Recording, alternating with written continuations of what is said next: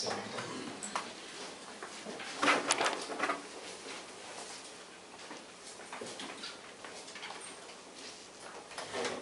구약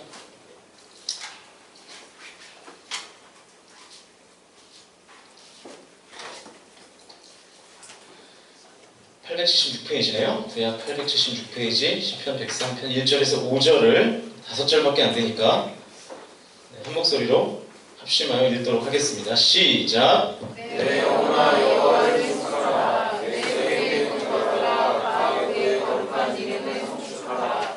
내 영혼아 여호와를 송축하며 그의 모든 율책을 잊지 말지어다. 그가 내 모든 죄악을 사하시며 내 모든 병을 고치시며 내 생명을 파멸에서 순양하시고 인자와 긍휼로 밤을 씌우시며 좋은 것으로 내 소원을 만족하게 하사 내 청춘을 독수리 같이 새롭게 하시는구나. 오늘은 이 말씀을 중심으로 괜찮아 감사해 라는 제목으로 하나님 말씀 증거하도록 하겠습니다. 제목을 이렇게 정해서 좀 창피하네요. 이 지구상에는요 진공상태라는 것이 존재하지 않습니다. 진공상태가 자연적으로 존재하는 것은 지구상에는 없죠. 물론 진공상태를 만들 수는 있어요. 그러니까 어떤 과학적인 시스템, 메커니즘을 도입해서 진공상태를 만들 수는 있지만 자연상태에서 우리가 진공을 경험할 수는 없는 것입니다. 그런데 신기하고 재밌는 것은 우리의 마음이나 생각, 심지어 우리의 이 삶에도 진공상태라는 것이 있을 수 없다는 사실이에요. 우리의 마음이나 우리의 생각도 빈 공간이 있는 것은 사실 가능하지 않다라는 것입니다. 우리는 그냥 별로 이렇게 의미 없이 넌 대체 머릿속에 뭐가 들었냐? 이렇게 얘기하기도 하고 뭐 골빈놈이라든지 너무 심한 표현이나요? 얘는 생각이 있는 거야 없는 거야 뭐 이런 얘기를 하긴 하지만 사실 생각 없는 상태는 인간에게 있어서는 불가능하다는 것입니다. 아무 생각 없이 미친 듯이 놀고 와도 사실은 그것이 우리가 인식하던 그렇지 못하던 간에 생각을 하면서 노는 것이지 말은 아무 생각 없이 놀고 왔다고 표현을 하지만 사실은 여전히 우리의 뇌는 끊임없이 무언가를 생각하고 상상하고 판단하고 분석하고 그렇게 살아가게 된다라고 하는 것이죠. 여러분 우리의 삶도 마찬가지입니다. 우리는 이것도 저것도 아닌 그 중간의 삶을 살기가 사실은 쉽지가 않죠. 우리는 그렇게 뭔가 나는 되게 균형 있는 삶을 사는 것처럼 그렇게 내 의의를 드러내기도 하지만 사실 우리는 어느 한쪽에 치우친 것이 사실입니다. 착각이라는 거죠. 삶이라는 것에는 중간지대가 있을 수가 없다는 거예요. 사람이 그렇게 균형 잡힌 인생을 살지 못한다는 것입니다. 이 똑똑하다고 하는 사람들이 자주 하는 말 중에 겸손은 미덕이다 이런 말을 해요. 연예인들이 이런 말 많이 하던데 겸손은 미덕이다. 겸손하면 좋지만 겸손하지도 않고 겸손하지 않다고 해서 손가락질하는 사회 분위기가 뭐 잘 이해가 안 된다. 그런 얘기들을 이렇게 뭐 오피니언 리더들이 하는 것들을 우리가 꽤 듣습니다. 그러면서 꼭 하는 말이 뭐냐면 이 다양성을 인정하지 않는 이 사회가 우리나라의 병폐다. 그런 말을 많이 하죠. 그런데 여러분 왜 겸손하지 않으면 왜 사람들이 손가락질할까 그런 생각 해봤어요? 겸손하지 않을 수도 있는데 왜 굳이 겸손하지 않은 사람들에게 사람들은 손가락질을 할까? 간단하죠? 겸손하지 않으면 교만하기 때문에 그렇습니다. 그 중간 지대를 우리가 포지셔닝할 수가 없다는 거예요. 겸손하지 않으면 그 사람은 거의 99% 교만하니까 다른 사람들에게 손가락질을 받는 거죠. 겸손하지도 않고 교만하지도 않으면 손가락질 받지 않죠. 그런데 그게 쉽지 않으니까 사람들에게 손가락질을 받는 거죠. 좀 비약적으로 얘기를 하면 겸손하지 않은 거의 모든 대부분의 사람들은 교만하다 그렇게 말해도 틀리지 않다는 것입니다. 왜냐하면 이 중간에 있기가 쉽지 않기 때문에 겸손하지 않으면 다 교만 쪽으로 가죠. 건방 떨고 그렇죠? 내가 가지고 있는 것들을 자랑하게 바꾸고 그런 삶을 겸손하지 않은 사람은 다 그런 삶을 살아간다고요. 또 어떤 사람을 보면 매사가 그 시니컬한 사람 있죠. 그죠? 우리 공동체에는 그런 사람 있나요? 매사가 시니컬하고 그런 사람들. 똑같은 현상을 봐도 매사에 부정적인 것만 보이는 사람들이 있어요. 긍정적인 건 잘 보이지 않고 불평이 많은 사람들. 요즘 들어서 이 사회가 그런 사람들이 더 많아진 것 같죠. 그 사람이 왜 매사가 부정적이고 원망과 불평의 말들을 늘어놓을까를 생각해 보면 원래 그 사람은 그런 성격을 가졌다? 아니에요. 그렇지 않아요. 그게 아니라 긍정적인 시각이나 감사의 표현 등을 훈련하지 않기 때문에 그렇습니다. 그러니까 중간은 없다니까요. 왜 그렇게 부정적이 됐느냐? 긍정의 것들을 추구하지 않으니까 자연적으로 반대 방향으로 가게 된다라고 하는 것이죠. 내가 경험한 일들 속에서 항상 긍정적인 것을 찾고 감사할 것을 찾는 훈련을 하면 아무리 나는 시니컬해 라고 자기를 그렇게 선언하는 사람도 감사하는 사람으로, 긍정적인 사람으로 충분히 변화될 수 있다라고 하는 것입니다. 그런데 제가 이렇게 가만히 보니까 우리 청년들이 아니라 이 청년 세대라고 하는 뭐 20대들의 이 보편적인 기질 중에 하나가 약간 이 시니컬한 기질들이 있는 것 같아요. 제가 지난 삶을 봐도 그렇고. 저도 이렇게 그 신학교를 가면요. 그 신학교에서 그런 말이 있어요. 신학교 1학년 때는 의형이 어디 있나? 신학교 1학년 때는 뭐죠? 목사. 2학년 때는 장로. 3학년 때는 집사. 4학년 때는 평신도. 대학원 가면 불신자. 뭐 이런 얘기가 있어요. 점점 이제 처음에 들어갈 때는 막 이제 그냥 뭐 복음에 불타가지고 대형교회 목사들 다 뭐 사꾼이라고 뭐 이러면서 이제 나중에 가면은 똑같은 사람이 되어 있는. 그러니까 이 비판 정신이 이 젊은 때 혈기가 왕성해가지고 그런 게 아마 이 청년의 때에 우리가 갖고 있는 본성 중에 하나가 아닐까 그런 생각을 갖습니다. 그리고 또 반대의 생각도 하는 것 같아요. 이 긍정하고 감사의 표현을 하면 왠지 좀 저 사람은 생각이 없는 사람 같고, 그렇죠? 뭐가 좋냐, 왜 좋냐라고 물어보면 그냥 다 좋아요 라고 말할 때 그것이 사실 굉장히 좋은 태도임에도 불구하고 사람들은 그것을 굉장히 생각 없는 것처럼 여기고 청년의 때가 마치 그런 것들을 굉장히 터부시하는 그런 경향이 우리에게 있는 것 같습니다. 그리고 뭔가 비판하고 조목조목 따지고 하는 것들에 대해서는 뭔가 내 의를 세우고 굉장히 똑똑하다고 여기는 그런 잘못된 생각들이 우리 안에 있습니다. 그래서 똑같은 어떤 일을 경험해도 그 사람은 다 원망과 불평밖에 없어요. 왜냐면 시니컬하니까. 좋은 게 없는 거죠. 만족이 없는 거죠. 감사도 없고 만족도 없고 다 마음에 안 들고. 그게 강한 거라고 착각하는데 그게 강한 게 아니라고요. 아시겠습니까? 오히려 내 삶을 메마르게 만들고 삶에서 아무런 만족도 못하게 만듭니다. 그러니까 여러분 긍정하고 감사하는 거 있잖아요. 괜찮습니다. 그렇게 해도 여러분이 덜 똑똑해 보이거나 못나 보이거나 그러지 않아요. 괜찮아. 감사해. 그래서 제가 설교의 제목을 이렇게 잡은 겁니다. 그게 뭔가 바보 같고 약한 게 아니라는 것입니다. 그게 내 삶과 내 영혼을 건강하게 세우는 길이라는 거죠. 오히려 감사하면 좋은 것이 머물 뿐만 아니라 좋은 것이 더 많이 오게 되어 있습니다. 뇌구조를 연구하는 그 사람들이 말하기를 이 언어 중추 신경이 이 모든 신경계를 다 지배한대요. 이게 무슨 말인지 아시겠어요? 그러니까 내가 말하는 것을 통해서 나의 온 신경이 거기에 집중이 되는 거예요. 그래서 언어를 잘못 쓰면 다른 것도 다 못한대요. 그 컴퓨터에 보면 검색 기능이 있죠? 그죠? 검색 기능. 인터넷에서도 이렇게 네이버에 검색을 하지 않습니까? 조인성 치면 이렇게 조인성 사진이 뜨고 막 그러지 않아요? 해보셨죠? 검색 기능이 되는데 이 뇌에도 검색 기능이 매 순간마다 작동한대요. 그래서 우리의 입으로 어떤 말을 하면 그 말에 해당되는 이미지가 우리 머릿속에 나도 인식하지 못하는 사이에 떠오르게 된다는 거죠. 그래서 감사합니다 라고 말할 때마다 컴퓨터보다 10,000배 정도 빠른 기능으로 인간의 뇌가 감사의 제목들을 찾기 시작한다는 거예요. 감사합니다라고 말하는 그 순간부터 그런 일들이 된다는 거죠.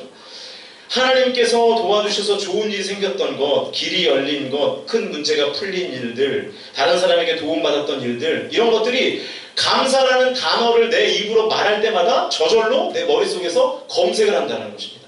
그렇다면 반대의 경우도 가능하겠죠. 예를 들면 한 가지 불평하고 원망하는 일들, 내가 원망하는 말을 했다고 합시다. 에이 제기랄 이러면은 어떻게 되는 겁니까? 그때부터 제기랄에 관련된 모든 내 삶의 에피소드들이 하나 둘씩 머릿속에 생각나게 되는 거예요. 그렇죠? 가다가 흙탕물이 내 발에 튀긴 일부터 시작해가지고 많은 일들이 떠오르게 되는 거죠. 우리는 말을 통해서 좋은 것이 열매로 맺히게 된다는 사실을 기억할 필요가 있습니다. 감사의 말을 하면 감사의 열매를 먹게 될 것이고요. 축복의 말을 하는 사람은 그 축복이 그 사람의 삶 가운데 머물게 된다는 것입니다. 그러니까 우리가 절대 장난으로도 이 저주하거나 남을 깎거나 비판하는 말을 굉장히 조심스럽게 사용할 필요가 있죠. 잠언 18장 21절에 보니까 죽고 사는 것이 혀의 힘에 달렸나니 혀를 쓰기 좋아하는 자는 혀의 열매를 먹으리라. 성경의 메시지입니다. 혀를 쓰는 대로 그 열매를 우리가 먹게 된다. 그러니까 우리의 생명이 혀에 달려있다. 저는 우리 공동체에서도 제가 이제 뭐 아이네한테도 뭐 그런 부탁을 하기도 했는데 시작을 좀 밝은 무드를 가지고 시작했으면 좋겠다. 제가 그런 부탁을 했거든요. 그러니까 처음부터 뭐 너무나 어둡고 뭐가 부족하고 이런 것들을 부각하게다 보면 우리 공동체 스피릿이 전체 그렇게 될 수 있잖아요. 그래서 처음에는 밝고 은혜를 나누고 이런 어떤 무드를 시작하면 좋겠다. 제가 그런 부탁을 하기도 했는데, 그러니까 우리에게 우리의 언어가 그런 힘과 능력이 있다는 것입니다. 그러므로 우리는 감사를 말하고 감사를 고백할 수 있어야 됩니다. 그래야 감사의 열매를 지속적으로 먹을 수 있죠. 그 책을 좀 읽으시는 분들은 그 이반 데니소비치의 하루라는 책을 읽어보셨을지 모르겠는데, 이 책을 쓴 사람이 그 알렉산더 솔제니친이라는 러시아 작가죠. 이 사람이요, 정치범으로 누명을 쓰고 아무런 잘못도 없이 11년 동안 시베리아의 수용소에 갇혀 있었어요. 강제 노동을 당하면서 11년을 감옥에 살았으니 뭐 열받을만 하겠죠. 아무런 죄가 없었거든요. 그런데 그냥 모함으로 감옥에 갇힌 거죠. 그런데 이 사람의 태도가 좋았던 것 같아요. 그 감옥을 감사했어요. 감사했어요. 그래가지고 이반 데니소비치의 하루라는 명작이 탄생하게 된 거죠. 그는 이 감옥에서 쓴 수용소 군도라는 책으로 노벨 문학상을 받았습니다. 이 노벨 문학상을 받으면서 소감을 딱 한마디 했대요. Thank you, prison. 이렇게 한마디 했대요. Thank you, prison. 무슨 뜻이죠? 고마워요, 감옥. 왜냐면 감옥에서 썼거든요. 그래서 감옥을 감사하면서 살았더니 이러한 명작이 나오더라라고 하는 것입니다. 여러분, 이 사람만큼 강력한 사람이 어디 있겠습니까? 감옥이라는 고난까지 감사로 바꿔버리는 인생. 왜 웃어요, 상무? 대단하죠? 그 신구약 성경 가운데 감사라는 단어가 177번 나옵니다. 제가 직접 검색해봤어요. 177번. 못 믿겠으면 한번 찾아보십시오.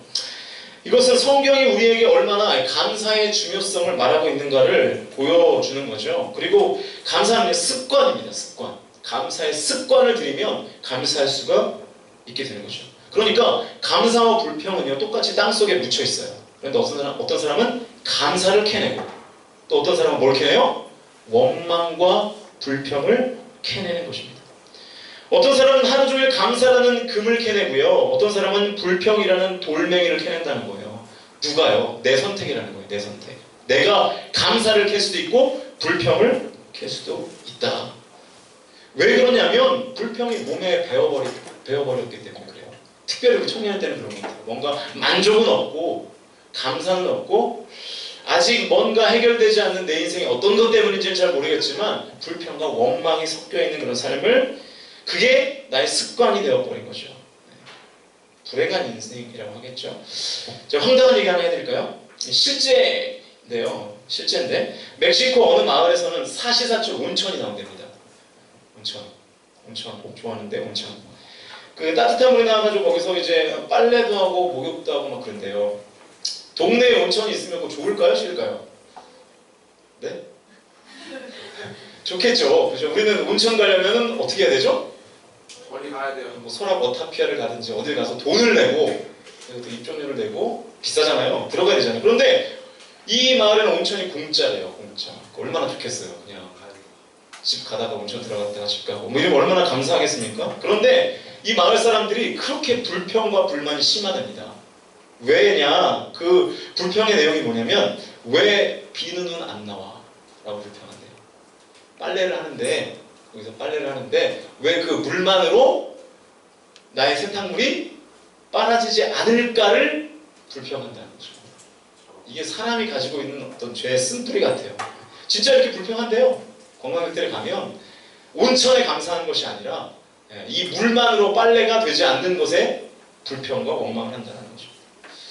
오늘 우리가 읽은 본문은 다윗의 시예요. 1절과 2절을 보면 이런 말씀으로 시작하고 있습니다. 내 영혼아 여호와를 송축하라. 내 속에 있는 것들아 다 그의 거룩한 이름을 송축하라. 내 영혼아 여호와를 송축하며 그의 모든 은택을 잊지 말지어다.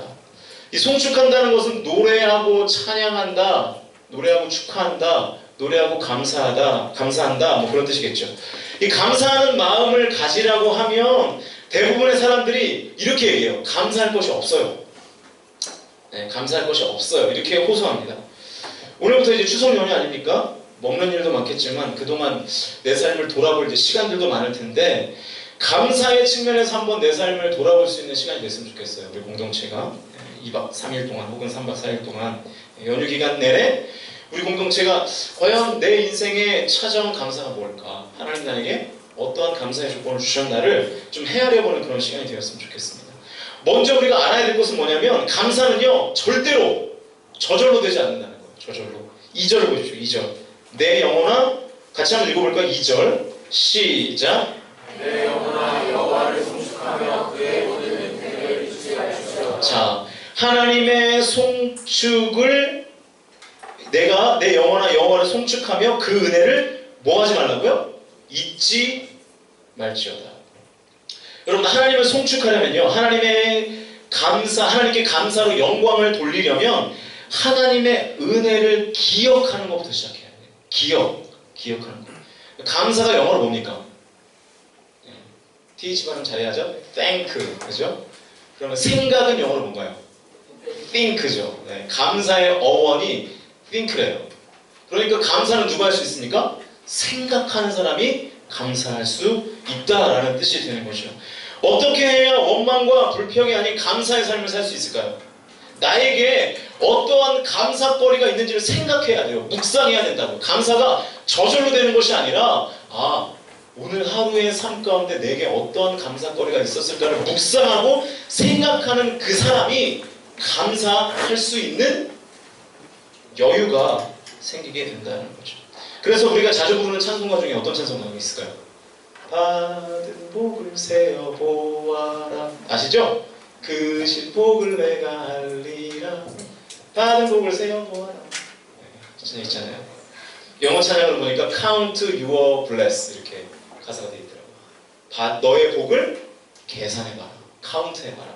그러면 하나님이 주신 크신 은혜가 뭔지 알게 될 것이다. 그런 말이죠. 여러분 감사할 일이 생기면 감사하겠다. 뭐 그냥 취직이 척척 붙고 대학에 뭐 척척 붙고 이러면 감사하겠다. 그 사람이 감사할까요? 아니에요. 절대 그렇지 않아요. 내가 잘나서 좋은 직장 취직한 줄 알고 내가 잘나서 좋은 대학 간 줄 알고 그런 사람은요 절대로 감사하지 못합니다. 오히려 매 순간 감사의 습관을 들인 사람들, 다시 말해서 나의 복이 무엇인가를 생각하고 묵상하고 세워보는 그 사람이 나중에 더 큰 일이 생겨도 감사할 수 있는 것이지 그런 훈련이 되지 않으면 절대로 감사할 수 없다는 것입니다. 요즘 그 페이스북에 감사 릴레이 운동이 아주 한창이죠.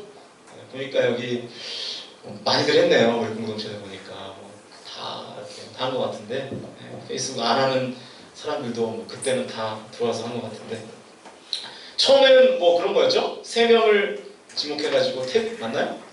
태그하면 그 사람도 감사하고 이제는 좀 바뀐 것 같아요. 3일 동안 해야 된다면서요? 뭐 행운의 편지도 아니고 아무튼 그런 것 같은데 뭐 좋은 거죠. 좋은 거죠. 감사하는 거. 감사 릴레이. 감사 릴레이와 더불어 요즘 또 많이 하는 게 뭡니까? 페이스북 안 하시나요? 아이스 버킷 챌린지 하셨죠? 그러니까 강의도 했고 혁진이도 했고 여러 명 한 것 같은데 누가 했나요? 물 누가 뒤집었었죠?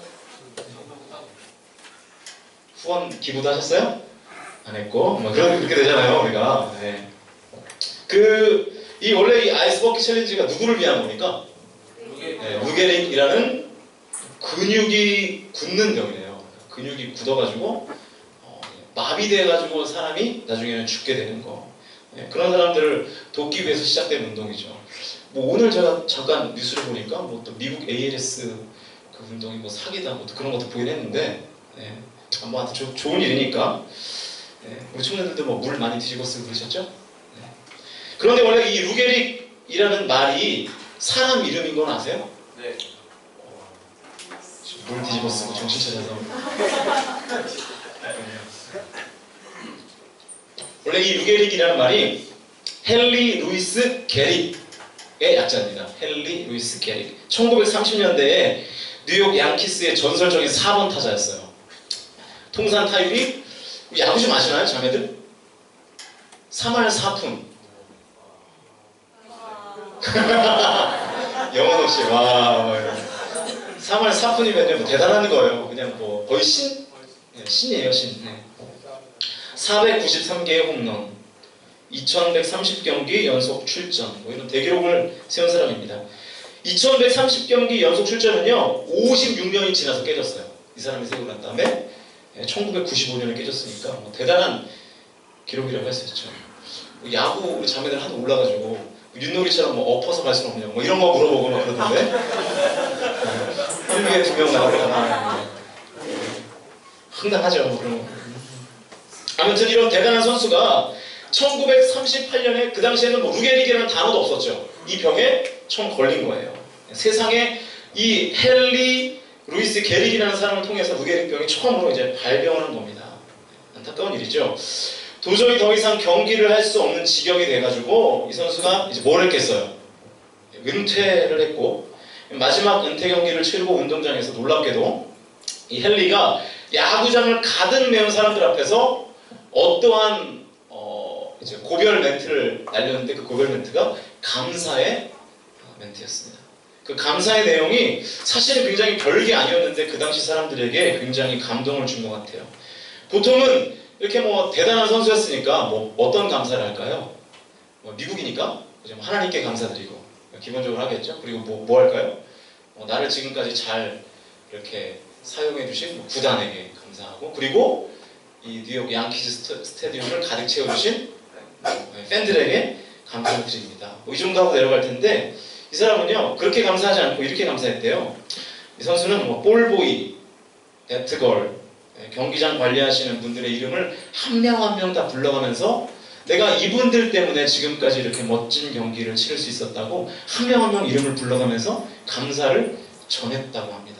그래서 그 어떤 세세한 감사의 고백들을 하는 이 헨리의 이 고백을 통해서 많은 사람들이 당시에 감동을 받았던 그런 일들을 제가 이제 기사를 통해서 본 적이 있습니다. 사실 이 헨리라는 사람이 감사를 우리의 시각으로 보면 감사할 게 별로 없잖아요. 지금 곧 이제 죽음이 자신의 인생에 계속 이제 덮치고 있는 거 아닙니까? 그럼에도 불구하고 그 작은 것들을 하나하나도 묵상하고 찾고 생각해서 감사하는 능력, 그것이 바로 저와 여러분에게도 이 추석 즈음에 필요한 것들이 아닐까 그런 생각을 갖습니다. 이 루게릭이라는 병에 걸린 이 사람이 감사할 수 있었던 이유가 뭘까요? 간단하죠. 감사의 이유를 찾아보고 생각해보고 떠올려보고 묵상하니까 떠오르더라는 거예요. 감사의 조건들이. 아무리 내 삶이 힘들고 곤고하고 어려울지라도 우리에게 감사의 조건들이 반드시 있다는 것입니다. 그래서 오늘 본문은 우리가 무엇을 감사해야 될지를 나타내고 있는 본문입니다. 첫 번째는 3절을 한번 보실까요? 3절 상반절. 첫 번째는 나의 죄를 용서해 주신 하나님께 감사를 해야 된다. 그런 내용입니다. 그래서 3절 앞부분을 보니까 그가 내 모든 죄악을 사하시며 그랬죠. 그러니까 하나님의 은혜를 생각하면서 감사해라. 그러면서 3절 초반에 뭐라 그럽니까? 그가 내 모든 죄악을 사하시며. 여러분, 하나님이 우리에게 베푸신 은혜 가운데 가장 큰 은혜는 다른 거 아니에요. 여러분 뭐 대학 합격하게 하신 은혜, 여러분의 질병을 고치신 은혜, 취직의 문을 열어주신 은혜, 그게 아니고 하나님이 우리에게 주신 가장 큰 은혜는 뭡니까? 죄 사함의 은혜입니다. 우리가 때마다 시마다 이걸 점검해야 돼요. 죄 사함의 은혜. 여러분, 기독교는요 어떤 종교냐면 죄 사함의 종교, 피 흘림의 종교입니다. 성경은 분명히 말씀하기는 죄의 싹은 사망이라고 말씀했죠. 천국에는 절대로 죄인이 들어갈 수 없습니다. 그런데 저와 여러분이 하늘나라의 백성, 천국의 시민이 될 수 있었던 유일한 한 가지 이유가 뭡니까?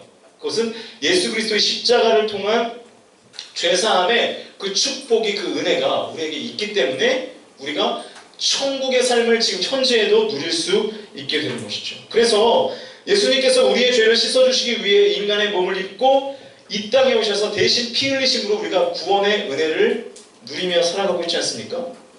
이 조건은 지금 여기 있는 모든 사람들이 다 동일하게 갖고 있죠. 왜 여러분에게 감사할 조건이 없습니까? 왜 여러분에게 감사의 이유가 없습니까? 그게 아니라는 거죠. 그걸 우리가 감사하는 고백들을 사실은 매 예배 속에서 그런 고백들이 진행되어야 하는 것입니다. 그래서 기독교는요 끊임없이 외치는 거예요. 예수님 외에는 구원의 길이 없다. 예수님 외에는 다른 종교로서는 절대 구원을 얻을 수 없다. 오직 예수 그리스도의 십자가를 통해서만 우리가 구원받을 수 있다라고 고백할 수밖에 없는 이유가, 그래서 다른 종교들이 기독교를 향해서 뭐라 그럽니까? 너는 너무 배타적이라고. 왜 너네만 구원이 있냐? 그렇게 얘기하는데 그렇게밖에 설명할 길이 없어요. 그 얘기는. 그렇죠? 죄사함의 은혜가 오직 예수 그리스도에게만 나오기 때문에 그렇습니다. 만약 저와 여러분이 예수님을 만나지 못했다면 우리의 삶이 어땠을까요? 여러분 그런 생각 해본 적 있어요? 저는 가끔, 아주 가끔 그런 생각해요. 아, 내가 예수 안 믿었다면 내 삶이 어땠을까? 내 삶이 어땠을까? 아마 뭐 장난 아니었겠죠. 막 망가지고 어디서 막 빌빌대고 있고 막 그럴 텐데 하나님이 그래서 구원해 주셔가지고 이 자리에도 소개해 주시고, 네, 그런 생각들을 참 많이 합니다. 여러분이 만약에 하나님으로부터, 예수 그리스도로부터 죄사함의 축복을 얻지 못했다면 여러분의 삶이 어땠을까요? 네, 끔찍하죠. 상상하기도 싫죠. 네, 아마 그랬다면 이 땅에서 허무와 절망 가운데 살다가 죽어서 결국 어디를 가죠? 지옥이라는 영원한 형벌을 우리가 면치 못했을 것입니다. 그런데 하나님께서 우리에게 그 구원의 은혜를 주셔서 내가 예수 믿게 됐고 결국 우리는 천국의 백성이 되어서 더 이상 죄로부터 우리가 사슬처럼 매어있지 않고 어떻게 됩니까? 죄에서 자유함을 얻고 우리가 자유함 가운데 하나님을 예배하고 삶 속에서 우리가 자유함 가운데 살아가고 있지 않습니까? 그래서 사도 바울은 로마서 4장 6절부터 8절에서 이렇게 고백하고 있습니다. 우리 화면을 보시면서 함께 읽어보죠. 4장 6절에서 8절입니다. 시작.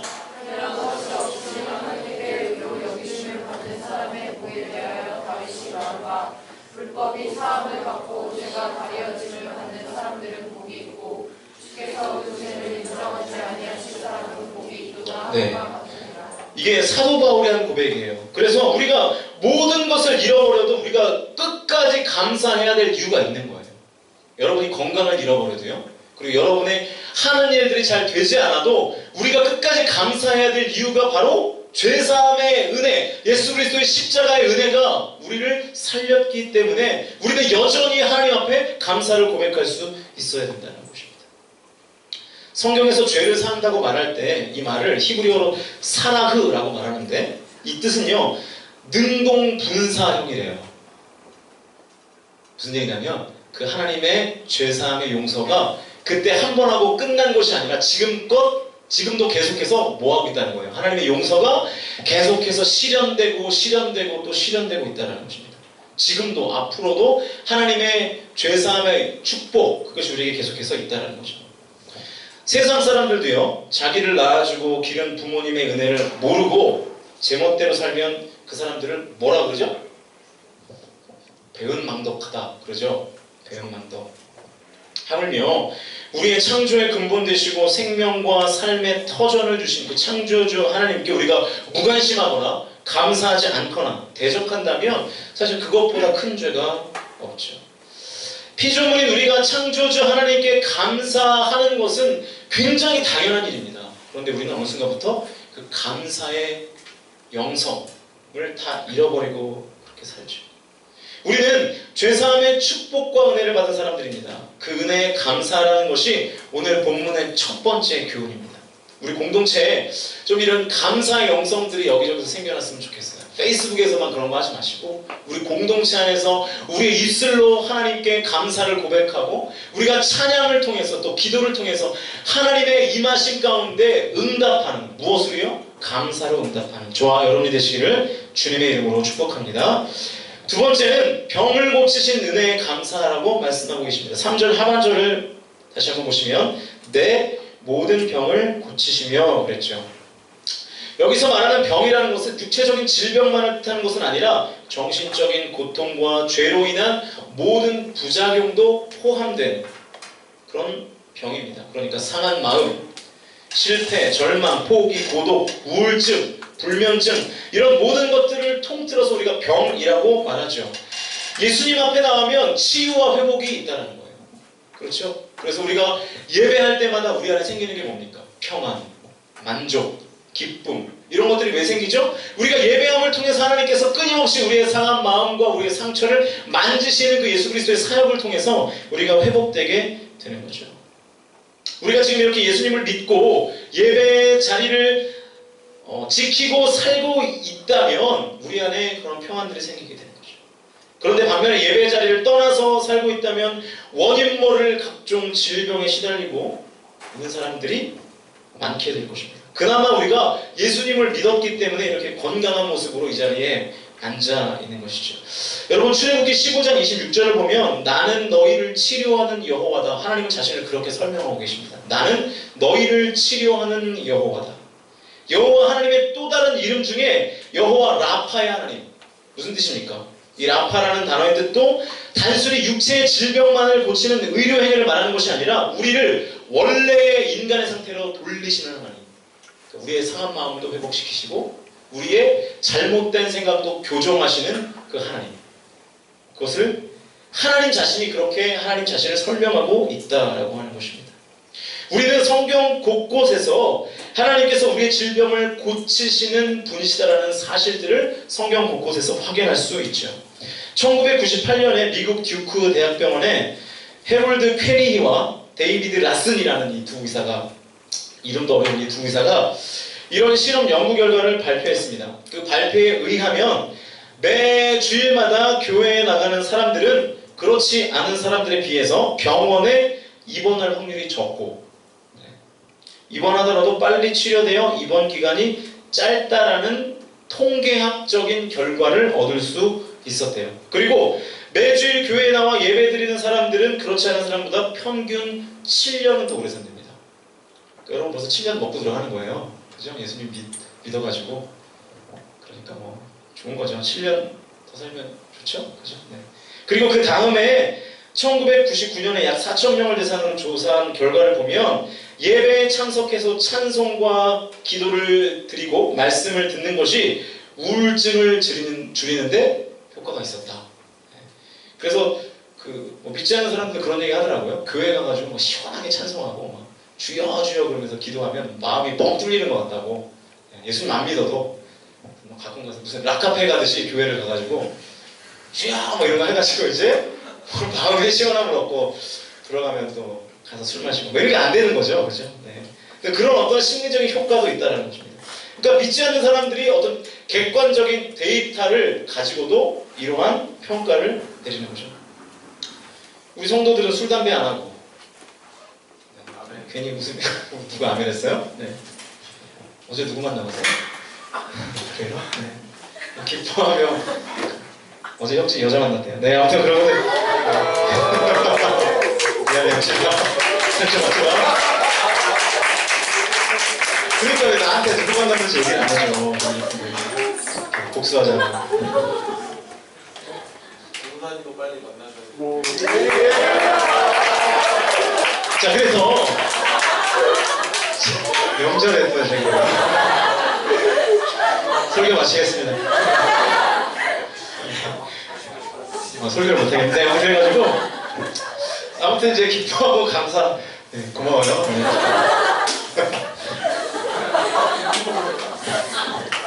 아유 그냥 제 눈물이 나다 그러는데 아무튼 이렇게 기뻐하고 감사하고 주일을 우리가 이렇게 보내면 이게 어떤 인체학적으로도 네, 네, 어떤 의학적인 효과가 있다는 거죠. 무엇보다도 우리를 치료하시는 그 여호와 라파의 하나님을 우리가 가까이 할 때 우리의 영도 어떻게 됩니까?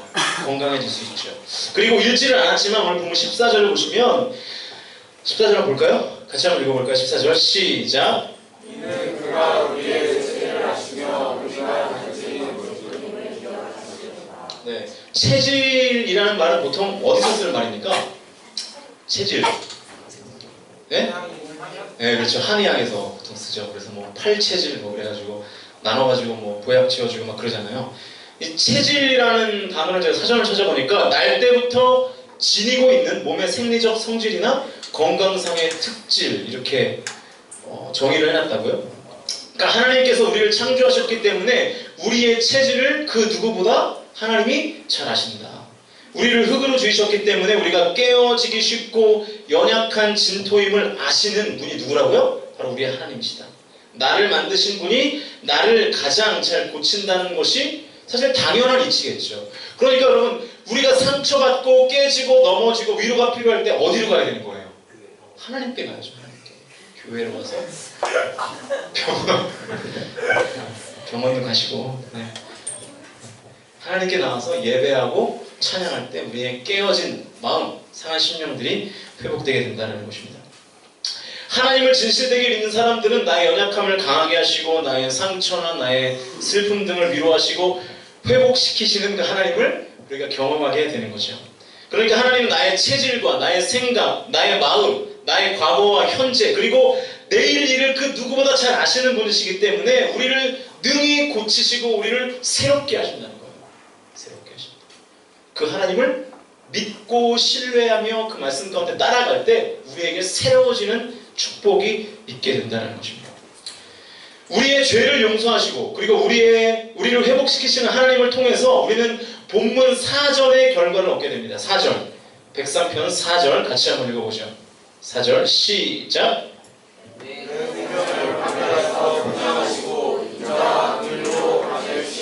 네, 자 보세요. 죽을 수밖에 없던 우리가 죄의 용서로 생명을 건짐받게 되었고 치유하시는 하나님의 인자와 긍휼을 경험하게 된다라고 하는 것입니다. 언제요? 우리의 죄를 사하시고 우리를 치유하시는 하나님을 우리가 하나님과의 관계 속에서 경험하게 될 때 이런 일들이 벌어진다. 세 번째 우리가 감사해야 되는 이유는 하나님께서 우리의 소원을 만족하게 하시는 은혜를 주시기 때문에 그렇습니다. 5절을 보십시오. 5절 함께 읽습니다. 5절 시작.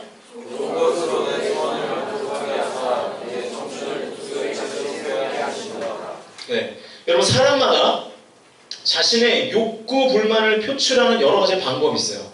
어떤 사람은 먹고, 어떤 사람은 자고, 어떤 사람은 마시고, 어떤 사람은 뛰고, 뭐 이런 주로 그렇죠. 운동하고 뭐 자거나 욕구 불만을 표출하는 다양한 방법이 있죠.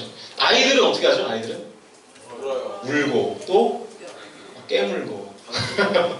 되게 놀라네. 네. 미안해요. 아기가 아닌데 뭐 해가지고. 어떤 애들은 이렇게 막 손톱을 막 물어뜯기도 하고 그런 버릇 있는 사람 있죠. 뭔가 정신적 장애가 있는 사람들이에요. 손톱 깨물는 사람들. 잘 돌봐줘야 돼요. 이렇게 옆에서. 막 지나갈 때 막 벽 이렇게 긁는 사람들 있죠. 이렇게 막 하면서 막 이렇게 긁고 이런 사람들, 리더들 그런 분들 잘 신경 써서 돌봐주세요. 네. 뭔가 욕구 불만이 있는 겁니다. 또 어떤 사람들은 죄도 없는데 자꾸 성냥개비를 막 부러뜨리고. 저도 약간 그런 게 있어요. 저는 이렇게 카페에서 차 마실 때 자꾸 영수증을 찢어요. 제가 보니까 그래서 주님 앞에 치료를 받아야 되는데 영수증을 저도 모르게 그렇게 되더라고요. 네. 저도 이제 뭔가 이렇게 있는 거죠. 뭐. 네. 또 어떤 이들은 폭식을 하고 막 다리 떨고 지금도 다리를 떠는지 모르겠는데 왜 이렇게 욕구 불만이 쌓이죠? 내 마음대로 뭔가가 안 되기 때문에 그렇습니다. 네. 그러니까 그 어느 누구도 자신이 원하는 것에 대한 만족한 대답을 얻지 못하면 욕구가 불만이 있는 거죠. 그러나 이게 오늘 103편이 다윗의 고백이거든요. 다윗이 믿는 하나님을 다윗이 어떻게 소개하고 있습니까? 자신의 소원을 만족하게 해주실 뿐만 아니라 우리의 인생이 청춘이 되게 하셔서 독수리처럼 하늘을 날고 비상하게 하신다. 이것이 다윗의 고백입니다. 주님께서는요, 우리의 소원을 낱낱이 들어 응답하시고요, 만족해 하시기를 원하신다는 것입니다. 그러니까 하나님은요, 우리의 기도에 응답하기를 아주 즐겨하시는 분이에요. 그런데 왜 여러분이 기도하면 응답이 없을까? 왜 그렇죠? 잘못 구하거나 하나님이 원하시지 않는 것들을 구하니까 응답이 없고, 또 너무 시간을 짧게 잡아서 기도 한 3시간 하고선 응답을 구하고 이러면 안 되겠죠. 네. 시편 107편 30절을 보니까 이런 말씀이 있습니다. 저희가 평온함을 인하여 기뻐하는 중에 여호와께서 저희를 소원의 항구로 인도하시는도다. 저희는 우리를 얘기하는 거고 하나님이 우리를 소원의 항구로 인도하신다. 실화인데요. 전라남도 해남에서 한 소년이 살고 있었습니다. 근데 이 소년이 집이 가난해가지고 초등학교만 겨우 졸업하고 산에 올라가서 얼마나 집이 어려우면 나무를 해다가 이제 하루하루를 살아가는 그런 가난한 소년이었죠. 그리고 동네에 이제 교회가 있어가지고 주일학교를 이제 다니기 시작했대요. 전도를 받아가지고. 그런데 이 소년의 꿈은 중학교를 가는 거였는데 중학교를 가는 게 이제 꿈이었는데 집은 가난해서 좀 이제 옛날이니까 중학교에 갈 수는 없고 꿈은 교회를 다니니까 이제 하나님 막 비전을 심어주셔가지고 꿈은 막 부풀어 오르고 그러니까 막 주체가 안 되는 거죠. 고민하던 소년은 어느 날 방바닥에 엎드려 다음과 같은 편지를 쓰기 시작했습니다. 하나님 전상서, 벌써 이제 약간 심판 느낌이 나죠? 좀 오래된 얘기인데 하나님 전상서, 하나님 저는 중학교에 가고 싶습니다. 저는 집이 가난해서 중학교에 갈 수가 없습니다. 저를 중학교에 보내주십시오. 세 문장을 썼대요. 그리고 그 편지를 흰 봉투에 넣고 그 봉투 위에 하나님 전상서라고 쓰고 뒷면에는 자기 주소와 이름을 쓴 다음에 그리고 그 편지를 길가에 있는 우체통에 넣었습니다. 하나님께 갔겠죠. 네. 그 어느 날 우편 배달부 아저씨가 이 편지를 꺼내가지고 본 다음에 이거를 어떻게 해야 될까 고민이 되는 거예요. 딱 보니까 애글씨긴 한데 그냥 찢어버리기에는 너무 동심을 내가 짓밟는 것 같고 그렇다고 뭐 어디 보낼 주소도 마땅치 않고 그래서 어디로 갔을까요? 아무 생각이 없나요? 네. 난감해하다가 하나님하고 제일 가까운 사람이 누군가를 생각하고 결국에는 그 교회 목사님한테 간 거죠. 그리고 그 편지를 해나무 교회의 이준목 목사님께 갖다 드렸다고 합니다. 그 편지를 읽고 난 다음에 이 목사님이 감동을 받았겠죠. 야, 되게 어린 꼬마가 이런 생각을 할까. 다음 주일 그 소년을 불러다가, 왜냐면 자기네 집 주소는 있으니까 그 소년을 불러다가 교회에서 먹이고 재우고 입히고 학교를 보내기 시작하는 거예요. 그래서 열심히 공부를 해가지고 한신대학교 아시나요? 한국신학대학교 진학했고 외국에 유학까지 다녀와서 대학 교수가 됐습니다. 이 사람이 예전에 한신대학교 총장을 했던 오영석 박사님이래요. 네, 오영석 박사님. 그러니까 어떻게 보면 이게 굉장히 뭔가 드라마틱하고 책에만 나올 법한 이야기지만 이 오영석 박사에게는 이건 정말로 귀한 간증이죠. 내가 뭔가 할 방법은 없는데 하나님에 대한 소원을 가지고 하나하나 살아가니까 하나님께서 결국에는 다양한 사람들을 통해서 자기를 하나님의 꿈과 비전 가운데 참여하게 하시더라 하는 것이죠. 저는요, 저와 여러분도 이 어린아이와 같이 단순하고 순수한 마음으로 하나님께 구하는 작업들이 좀 필요하지 않을까 그런 생각을 갖습니다. 우리는 너무 성숙하다고 생각해요. 우리 공동체 보니까 되게 성숙하다고 생각해요. 네, 그쵸? 그래가지고 뭔가 기도를 해도 무슨 이런 기도까지 하나, 이런 기도까지 하나, 주님 아이폰이 필요한데 뭐 이런 기도까지 하나, 뭐 이런 생각을 하고 백이 필요한데 뭐 이런 기도 좀 그렇지만 아무튼 뭔가 굉장히 순수하게 우리가 기도하고 순수하게 신앙생활하는 것은 너무나 중요한 것 같습니다. 여러분 좀 기도를 좀 순수하게 해보십시오. 여러분이 원하고 구하고 찾는 것들, 그죠? 원하고 구하고 찾는 것들 순수하게 기도할 때 하나님께서 하나님의 뜻과 경륜에 맞춰서 그 순수한 기도들을 응답해 주신다라고 하는 것입니다. 이렇게 우리의 소원을 만족하게 하셔서 우리의 인생을 독수리와 같이 힘있게 비상하게 하시는 좋으신 그 주님께 우리가 감사할 이유가 왜 없냐? 다윗이 지금 그 얘기를 하는 겁니다. 정리하겠습니다. 다윗은 어떠한 은혜에 감사라고 외치고 있습니까? 세 가지죠. 첫 번째, 죄를 용서해 주시는 그 하나님께 감사해라. 두 번째는 병을 고치시는 우리의 영과 육을 건강하게 하시는 그 주님의 은혜에 감사해라. 세 번째는 우리의 소원을 만족해 하신 은혜에 감사해라. 늘 하나님은 좋은 것으로 우리의 소원을 만족하게 하실 것을 믿으시면서 우리가 그렇게 감사를 표현하면서 살아야 된다는 것입니다. 우리 청년 공동체가 이 세 가지를 꼭 기억하셨으면 좋겠습니다. 여러분의 삶 가운데 감사의 조건이 없으십니까? 아니에요. 오늘도 지금 세 가지나 우리가 공부했죠? 그죠? 죄사함의 은혜, 병을 고치신 은혜, 우리의 소원을 만족하게 하신 은혜, 이 세 가지만 가지고도 감사할 수 있습니다. 이 세 가지의 은혜를 기억하고 우리의 삶 속에서 언제나 이 감사의 마음을 품고 좀 살아가면 저와 여러분이 되었으면 좋겠어요. 그래서 우리 청년들을 볼 때 이렇게 좀 가슴 속에 독이 없었으면 좋겠어요. 독이 이렇게 팍팍 뭐가 이렇게 나오는 게 아니라 감사가 나오고 긍정이 나오고 행복이 나오고 좀 그런 공동체가 되었으면 좋겠습니다. 그 감사의 마음을 통해서 더 큰 하나님의 은혜를 경험하는, 그래서 우리의 삶에 더욱더 감사할 거리들이 늘어나는 하나님의 백성이 되시기를 주님의 이름으로 축복합니다. 기도하시겠습니다. 오늘은 그냥 제가 기도할게요. 살아계신 아버지 하나님, 우리가 하루하루를 각박한 삶의 환경 속에서 살아가면서 하나님 앞에 감사하지 못하고, 그리고 내 주변의 사람들에게 감사하지 못하고 살아가는 모습이 혹시 우리 안에 있지는 않습니까? 그리고 내 안에는 감사할 거리가 없다고 생각하면서 하루하루를 시니컬하게 원망과 불평 가운데 살아가고 있지는 않습니까? 그런데 오늘 주님은 말씀하시기를 그것이 아니라 너에게는 죄사함의 은혜가 있고 치유의 은혜가 있고, 그리고 너의 소원을 만족해 하시는 그 하나님의 은혜가 있기에 그 세 가지만 가지고도 충분히 감사의 영성을 가지고 살아가야 한다고 주님은 우리에게 말씀하셨습니다. 하나님, 우리가 이 가을에, 이때에, 열매 맺는 때에 주님 앞에 더욱더 순수한 마음으로 감사를 고백하며, 그리고 주위 사람들에게 감사를 전하며 살아갈 수 있도록 인도하여 주시옵소서. 그리고 또 이제 3일의 명절이 시작되는데 그 가운데 주님께서 함께 하시고 주님께서 역사하시고 동행하셔서 감사의 영성, 감사의 정신을 가지고 그 3일을 주님 안에서 감사하고, 그리고 가족 간에 서로의 감사를 표현할 수 있는 좋은 시간 될 수 있도록 주님 함께하여 주시옵소서. 감사드리며 예수 그리스도의 이름으로 간절히 기도하옵나이다. 아멘. 찬양 믿음의 형제들이여 할까요? 하시면서 준비하시는 분 하겠습니다.